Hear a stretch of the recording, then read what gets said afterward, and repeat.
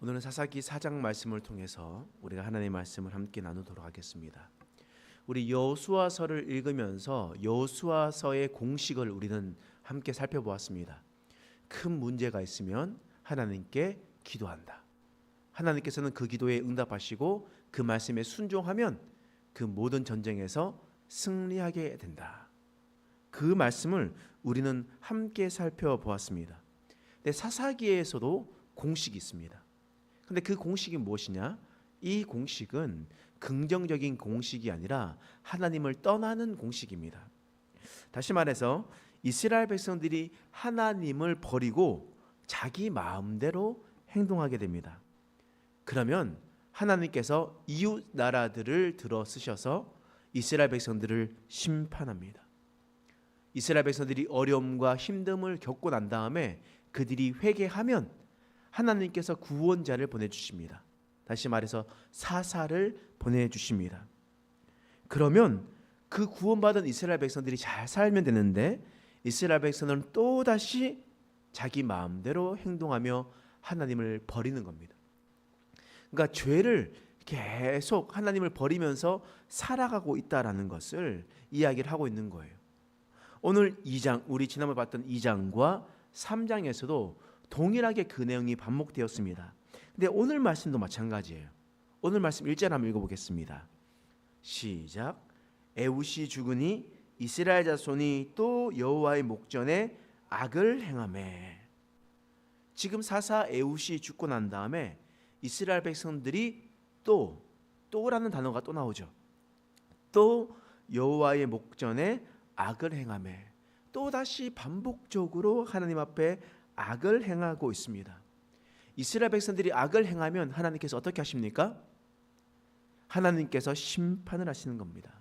이스라엘 백성들을 통해서 이스라엘 백성들 주위에 있는 나라들을 통해서 심판하시는 거예요. 근데 감사한 것은 무엇이냐면 여러분, 심판한다는 것 자체가 아직 그들을 사랑하고 있다라는 증거이기도 합니다. 왜 나를 힘들게 하십니까? 어렵게 하십니까? 이것은 하나님 아직도 저를 사랑하시네요. 아직도 저를 찾으시고 저를 아끼시네요. 이런 내용과 같거든요. 이스라엘 백성들이 악을 행하면 하나님께서 심판하세요. 어떻게 하냐? 자, 사사기 4장 2절과 3절 읽겠습니다. 시작. 여호와께서 하솔에서 통치하는 가나안 왕 야빈의 손에 그들을 파셨으니 그의 군대 장관은 하로셋 학고임에 거주하는 시스라요. 야빈 왕은 철병거 900대가 있어 20년 동안 이스라엘 자손을 심히 학대했으므로 이스라엘 자손이 여호와께 부르짖었더라. 오늘 말씀 2절과 3절 말씀을 통해서 우리가 알 수 있는 게 있습니다. 2절 말씀에 보면 여호와께서 가나안 왕 야빈의 손에 그들을 파셨다라고 이야기합니다. 그러니까 야빈이 어느 왕이었냐? 가나안 왕이었습니다. 가나안 왕이요. 여러분, 하나님께서 여호수아를 통해서 그리고 이스라엘 백성들을 통해서 가나안 땅에 있는 모든 자들을 진멸하라고 했습니까? 하지 않았습니까? 하라고 했죠. 근데 그들이 했습니까? 안 했습니까? 하지 않았죠. 그 하지 않았던 결과가 어떻게 나타납니까? 가나안 왕 야빈이 이스라엘 백성들을 괴롭히는 거예요. 올무가 되고 가시가 되는 겁니다. 옆구리에 채찍이 되는 겁니다. 이것은 곧 하나님께서 하라고 했는데 하지 않았었던 결과입니다. 그 결과로 우리가 받아들여야 되는 거예요. 이스라엘 백성들이 이렇게 생각합니다. 하나님 왜 우리에게 힘듦을 주십니까? 첫 번째, 이스라엘 백성들이 죄를 지었기 때문입니다. 두 번째, 그들이 하라고 했었던 것들을 하지 않았기 때문입니다. 그리고 또 세 번째, 20년 동안 이스라엘 자손을 심히 학대했습니다. 20년 동안 이스라엘 자손을 심히 학대했대요. 이게 무슨 말이겠습니까? 20년 동안 그들이 여호와를 부르짖지 않았다라는 거예요. 뒤에 말씀 보면 이스라엘 자손이 여호와께 부르짖었더라 라고 이야기하는데 그 부르짖고 난 다음에 하나님께서 그들을 구원자를 세워 주시잖아요. 그러니까 20년 동안 이스라엘 자손들을 심의할 때 그들은 그들의 잘못이 무엇인지도 모른 채 그들은 그냥 자신이 살아가고 싶은 대로 살아가고 있었다라는 겁니다. 그것이 바로 이스라엘 백성들의 문제였습니다. 이스라엘 백성들이 하나님 앞에 죄를 짓고 하나님을 떠나고 하나님께서 진멸하라는 것을 진멸하지 않고 회개하라는데 회개하지 않았기 때문에 그들은 20년 동안 그들은 어려움을 겪게 되었던 것이었습니다. 그런데 하나님께 회개하면 어떻게 됩니까? 하나님께 나아가서 부르짖고 회개하고 돌아오면 어떻게 됩니까? 하나님께서 구원자를 보내주시는 겁니다. 사사를 세워주시는 거예요. 그런데 사사기에 나오는 이 말씀 중에 오늘 본문의 말씀 4장은 아주 특별한 말씀입니다. 특별한 말씀이라는 건 어떤 거냐면 사사 중에 유일하게 여성으로 사사가 된 자의 이름이 나오기 때문입니다. 그 사람 이름이 뭐냐? 드보라라는 사람입니다. 드보라라는 사람을 하나님께서 사사로 세우셨고 이스라엘을 구원할 수 있도록 해 주셨습니다. 하나님께서 남자 여자 할 것 없이 그때 그 당시에도 여성을 사용해서 하나님께서 그들을 구원하시는 일들을 하나님께서 인도해 주셨다라는 거예요. 그런데 하나님께서는 드보라에게 동력자를 허락해 주셨습니다. 그 동력자 이름이 무엇이냐?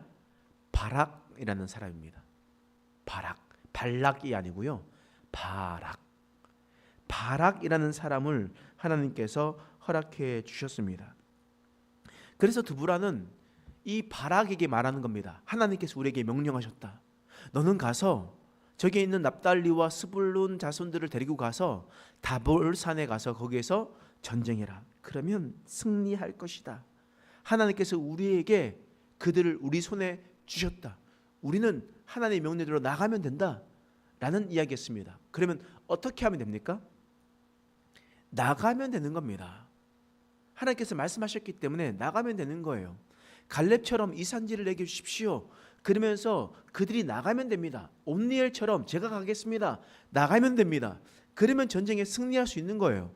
그런데 오늘 본문의 말씀에 바락이라는 사람이 어떤 행동을 하느냐? 8절 말씀 읽겠습니다. 시작.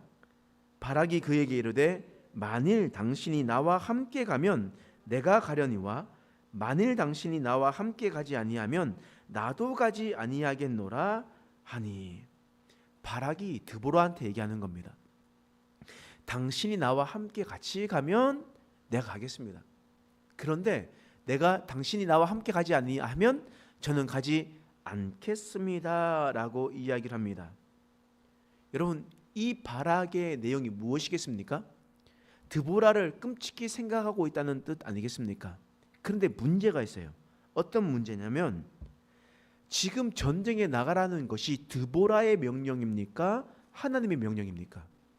하나님의 명령입니다. 하나님의 명령을 쫓아서 나가야 됩니까? 가지 말아야 됩니까? 나가야 됩니다. 그런데 바락은 드보라 당신이 함께 가야지 저는 가겠습니다. 이것은 드보라가 먼저입니까? 하나님이 먼저입니까? 드보라가 먼저가 되는 거죠. 바락은 하나님의 말씀을 신뢰하는 것보다 내 눈앞에 보이는 지도자인 드보라를 더 의지했다라는 겁니다. 더 신뢰하였다라는 겁니다.